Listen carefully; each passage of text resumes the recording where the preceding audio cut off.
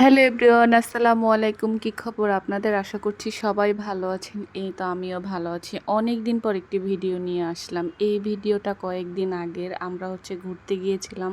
আমার অতিরিক্ত ব্যস্ততা, অসুস্থতা সব কিছু মিলিয়ে ভিডিওটা এডিট করা হয়নি, আপনাদের সাথে শেয়ারও করা হয়নি। গিয়েছিলাম তো বাচ্চাদের নিয়ে কোনাপাড়াতে। ভাই, ওই জায়গায় আর জীবনেও যাব না। দেখার মতো কিচ্ছু নাই। এই মাঠটাতে গিয়েছি, এত রোদ ছিল। এই যে আমার দুলাভাই, তার অবস্থা খুব খারাপ হয়ে গিয়েছে। একদম রোদে বেচারা, গরমে একদম কাহিল হয়ে গিয়েছে। এদিকে বাচ্চারা বেশ আনন্দ করছিল, তাদের আনন্দ দেখে খুব ভালো লাগছিল। তারা একদম খোলা জায়গা পেয়ে অনেক দৌড়াদৌড়ি করেছে, অনেক মানে অনেক আনন্দ করেছে। আসলে আমরা বড়রা আনন্দ পাইনি। ওখানে দেখার মতো আসলে কিচ্ছু নাই, বিশ্বাস করেন। কিন্তু কি আর করার, ঢাকায় আসলে যারা থাকে তারা জানে একটু প্রকৃতির খোঁজে মানুষ যে কত জায়গায় ছোটাছুটি করে একটু ঘোরার জন্য, দেখার জন্য। আর আমাদের দেখার মতো কোনো জায়গা নাই, আমরা কি করব, এইসবই দেখে বেড়াই।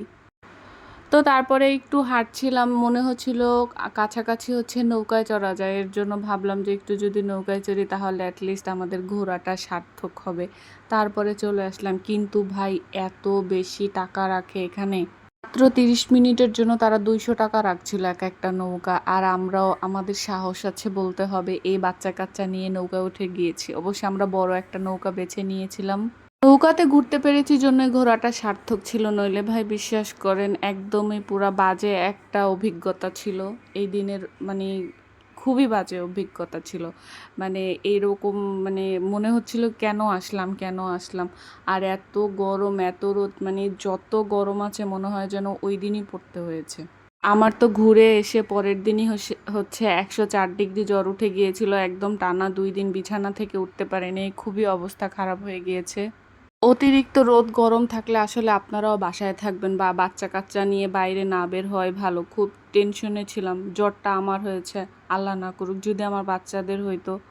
কিন্তু তাও মানুষ তো ঘোড়ার পাগল বলেন, আমিও ঘোড়ার পাগল। তার এই ভিডিও আজকে দেখছিলাম। আর আয়রা ওরা চলে গেছে বাসা থেকে। আমি ওদেরকে খুব মিস করছি। ভিডিওটা দেখতে দেখতে মনে হচ্ছিল ইস, কত আনন্দ করেছে একসাথে, অনেক দিন ওরা ছিল, ভালোই লাগছিল।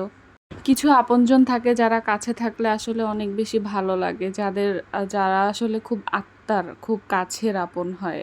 এরকম আমার এই ভাগ্নিটা, আমার আয়রা বেবিটা। তোমাকে আমি খুব মিস করছি মা, এই ভিডিও দেখে। তুমি আবার চলে এসো মা আম্মার কাছে বেড়াতে, হ্যাঁ। আজকের ভিডিওটি এই পর্যন্তই। সবাই কিন্তু জানাবেন কেমন লাগছে। তো আল্লাহ হাফেজ।